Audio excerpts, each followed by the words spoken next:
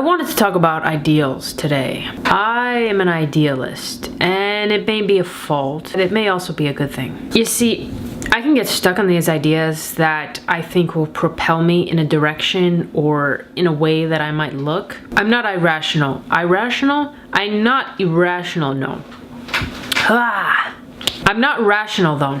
I know that 99% of the time, these ideals are not what I'm expecting. I'm never disappointed. One of those ideals is my writer's shirt. It's this sort of hemp material button-down shirt, a bit on the bigger side, a very light beige color, or what do you call this, off-white? This is the shirt I wear that makes me feel most creative. It makes me feel like a writer. I think it looks like the kind of shirt you'd see a writer wearing in a cafe in Paris. Cafes. That's another idealistic visual of mine, along with this writer's notebook. It's this hefty, leather-bound notebook full of poetry, experiences, ideas. It feels like my soul sometimes. So I imagine myself with this notebook in a cafe, any cafe, but maybe one in Paris, and I'm writing, and maybe there's a drink stain on one of the pages.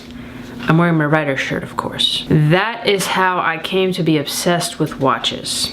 I'd been wanting a watch for a long time, mostly to wear to work. I didn't want to rely on my phone so much. In my search for an appropriate watch, I wound up purchasing a completely inappropriate watch for my job. I'm a barista, so I needed something waterproof, something legible, something probably on a material strap. I wound up purchasing a movement watch.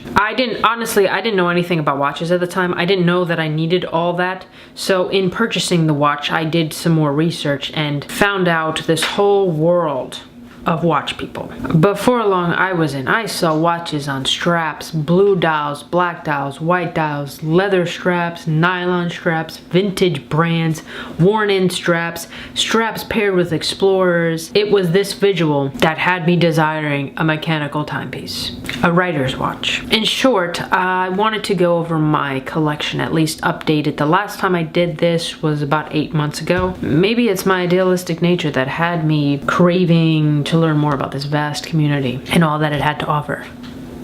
And maybe that's a good thing. So number 1, the Orient Bambino. My first automatic. Version 4, the 42mm blue dial. I like its thinness. I like its uniqueness on the dial. I really like the silver case, and I like its simplicity. This has become my everyday watch, despite it being marketed as a dress watch. Number 2, the Seagull watch. This is a calendar day-night cycle watch with a rose gold case, 39mm, off-white dial, pushers. This encompasses everything I thought should be on a watch. I'll probably put this on a black strap someday. It was a gift from my husband.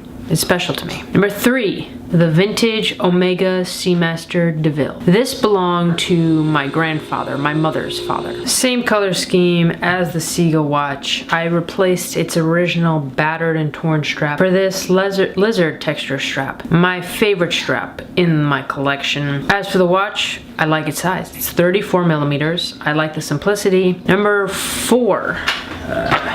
This vintage Bulova. This was my grandfather's on my father's side. I'd like to put this one on a different strap if I could someday. I initially thought it was a very ugly watch. It probably still is, but given its age and its history, there is something endearing about it. It doesn't really work that well, but I do find myself wearing it around the house. Number 5, the Brew watch.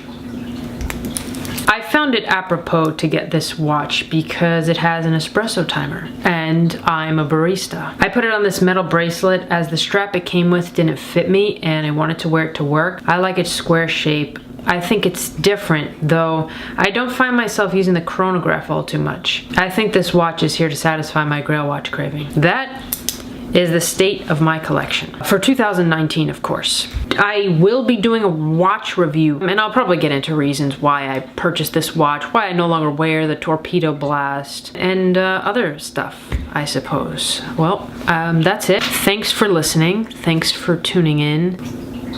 Yeah, that's all. I never know how to say bye on these things. Like, people have a thing. Is my thing not having a thing or not knowing how to say bye? Has that become my thing?